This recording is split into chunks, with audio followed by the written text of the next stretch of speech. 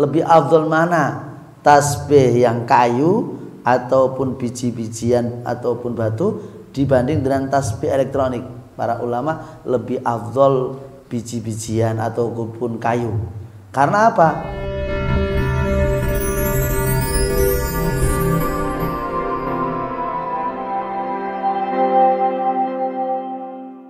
Hadirin hadirat bapak-bapak ibu semuanya yang dirahmati oleh Allah Subhanahu wa taala.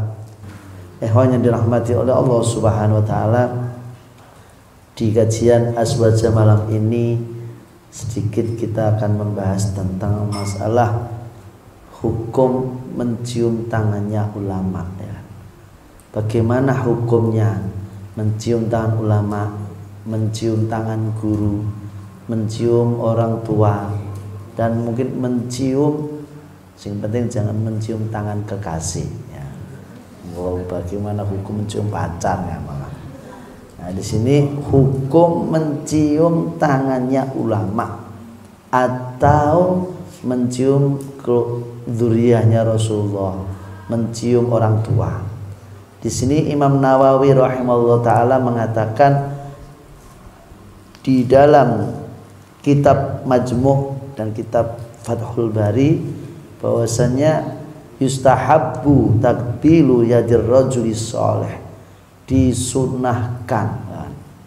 Kadang orang dengan bahasa sunnah itu, kalau memang sunnah apakah ada tuntunan dari Rasulullah? Nah, di situ insyaallah ada. Kita bahas terlebih dahulu. Para ulama mengatakan yustahabbu takbilu yadir rajuli sholih, disunahkan mencium tangannya orang soleh, wazahid wa nahwihim min ahlil akhirah, dari ulama-ulama akhirah atau ahli bait Rasulullah sallallahu alaihi wasallam atau dzurriyyahnya Rasulullah sallallahu alaihi wasallam. Apalagi kita menyikapi fenomenal di akhir zaman ini yang viral ya kan, pembahasan nasab tidak selesai-selesai, bahkan sampai mengajak umat Rasulullah untuk membenci habaib, membenci ulama dan lain sebagainya. Nah, di situ jangan sampai kita terpancing. Menyium tangannya saja sunnah, apalagi mencintai mereka. Ya. Maka di sini disunahkan, ya kan, mencium tangan ulama. Sehingga kalau kita sudah membahas sunnah, pasti pikiran kita, oh berarti ini ada tuntunannya Rasulullah SAW. Maka dalil mencium tangan ulama di sini dikatakan Sayyidina Abi Qatadah qala qultu li Anas. Sayyidina Qatadah ini bertanya kepada Sayyidina Anas, ya Anas, akanatil musafaha fi ashabin Nabi sallallahu alaihi wasallam. Nah, ini kedudukannya hadis Sahih Bukhari. Apakah para sahabat Rasulullah itu saling bersalam-salaman? Nah, jawabnya qala na'am, ya. Nah, para sahabat bersalam-salaman, musafaha. Terus dikatakan di hadis lain, dalam hadis Abu Dawud bisanadin jayyid ya, masih bagus ya untuk dijadikan hujjah, bahwasannya ada utusan dari Abdi Qais. Ada yang mengatakan Abdi Qais ini jadi utusan dari kota Madinah ke Mekah ya, ke Madinah ya, dari Mekah ke Madinah. Sewaktu kami sampai di Madinah, kami menyegerakan untuk datang menjumpai Rasulullah SAW. Sowan lah, ketemu Rasulullah SAW.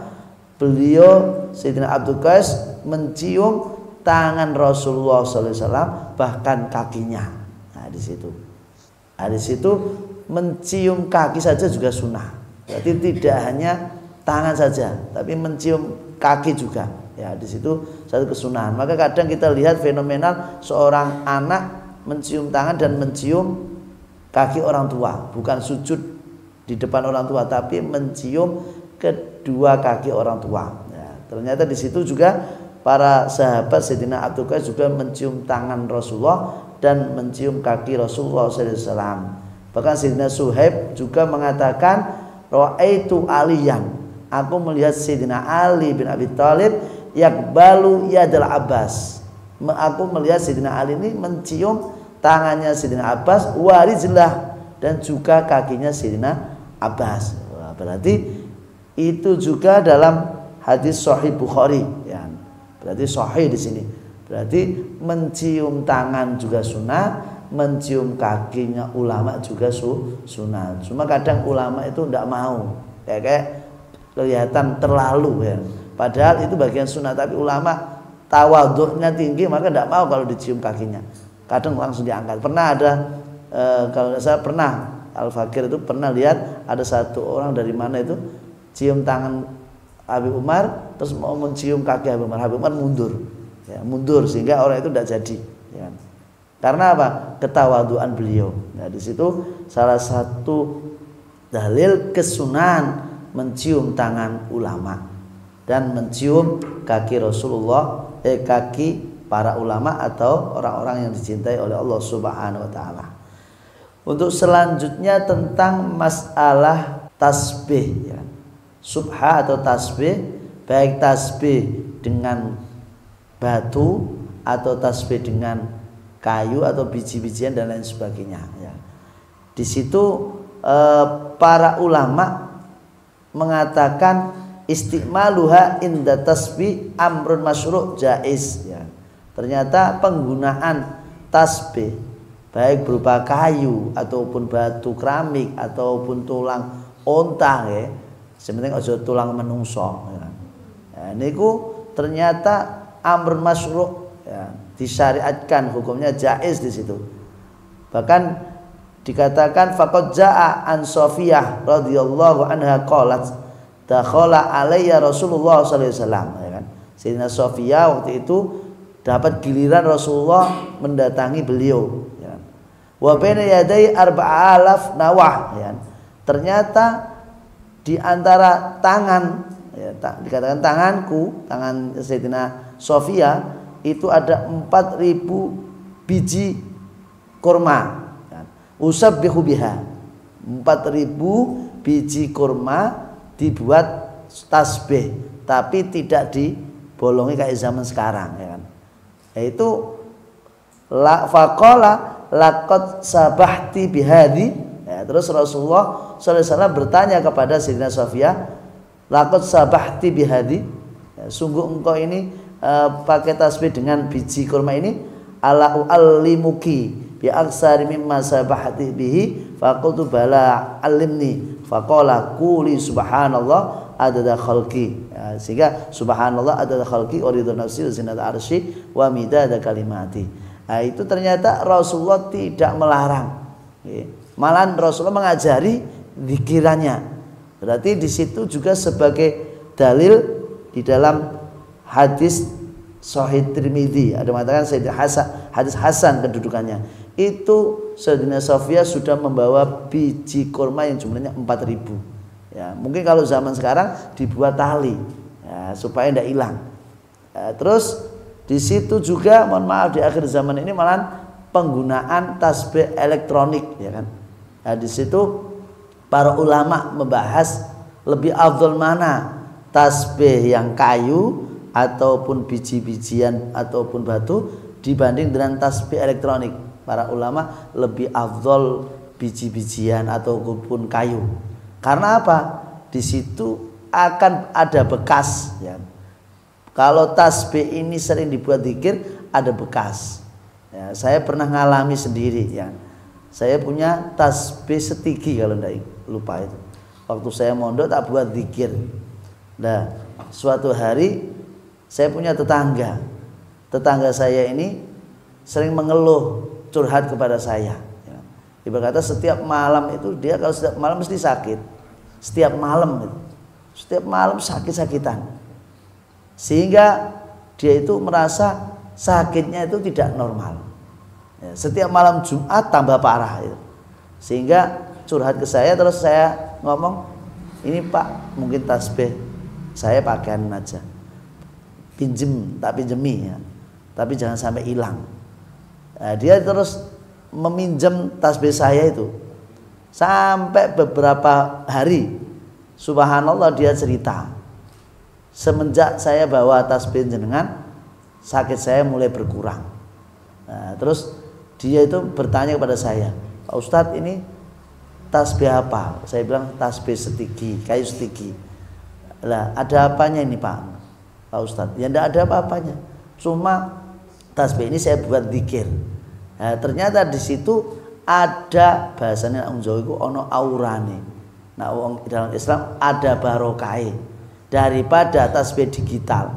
Tasbih digital itu kalau sudah rusak mungkin tidak bakal disimpan, ya mungkin disapu dibuat sampah, ya. Tapi kalau tasbih dari kayu, ya, itu tidak akan dibuang, ya, disimpan, ya, karena sangat bermanfaat di situ. Apalagi tasbih-tasbih bekas ulama, ya. Salah satu tasbihnya saya ingat itu di Solo ada cucu dari pengarang kitab Simtud Duror, ya kan, Habib Ali bin Muhammad Al-Habsyi, itu cucunya itu bawa tasbih. Waktu itu ngomong sama saya, Ustadz, ini tasbihnya Habib Ali, ini cuma 2-3 biji atau berapa, itu dibawa terus kemana-mana, dibawa terus. Nah, disitulah makna keberkahan di situ. Maka tasbih kayu ataupun batu atau bijian lebih afdol daripada pakai tasbih yang digital. Lanjut tentang masalah dalil penggunaan tasbih di situ. Dikatakan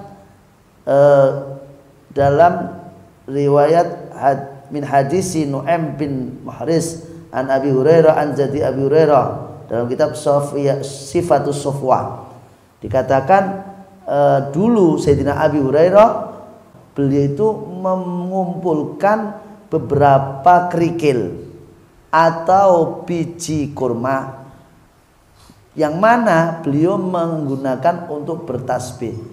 Wa kana lahu, dan beliau itu mengikat batu satu dengan batu yang lain, diikat dengan benang, ya seperti tasbih yang kita miliki itu, sampai 1000 ikatan, berarti 1000 butir. Nah, dibuat zikir fala yanam hatta yusabbihu bi. Beliau tidak tidur sampai selesai zikirnya. Nah, itu berarti menunjukkan para sahabat-sahabat Rasulullah itu sudah menggunakan tasbih yang mungkin tasbihnya tidak sebaik kita, tapi itu sangat dilakukan oleh para sahabat Rasulullah SAW. Seperti Habib Abdullah bin Ali Al-Haddad juga punya tasbih yang besar-besar di daerah sana, di Tarim juga. Para ulama-ulama juga memiliki tasbih-tasbih kayu. Nah, maka di situ sangat dianjurkan kita menggunakan tasbih, lebih-lebih tasbih kayu ataupun tasbih yang mungkin tidak hilang, ya, tidak rusak di situ.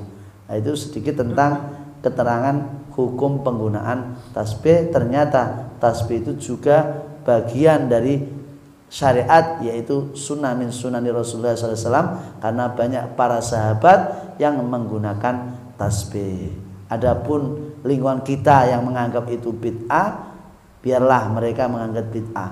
Yang penting kita mengamalkan sesuatu dan kita tahu dalilnya, salah satu yaitu sunnah min sunani Rasulullah SAW. Mudah-mudahan kajian Aswaji ini bisa bermanfaat dan bisa menambah hasanah Islam, menambah keilmuan kita, lebih-lebih tentang dalil-dalil Ahlussunnah wal Jamaah.